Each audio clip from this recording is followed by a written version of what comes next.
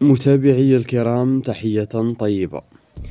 بعد المحاولة الإرهابية التي قامت بها مرتزقة البوليزاريو على مدينة سمارة المغربية، والتي باءت بالفشل، وكل العناصر التي شاركت فيها تم قصفهم وإرسالهم إلى قبورهم، الآن نشارك معكم متابعي الكرام أخبارا جديدة تقول أن بعثة المينورسو وجهت شكاية رسمية للأمم المتحدة متهمة هذه المرتزقة باستهداف البعثة، لأن أحد تلك المقذوفات سقطت قريبة من مقر هذه البعثة.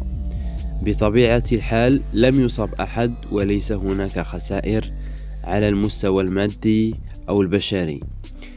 وهذا القصف مشاهدي الكرام جاء في وقت حساس جدا، جاء بعد ساعات فقط من إعلان جون ويلسون تقديمه لمشروع قرار تصنيف البوليزاريو ككيان إرهابي.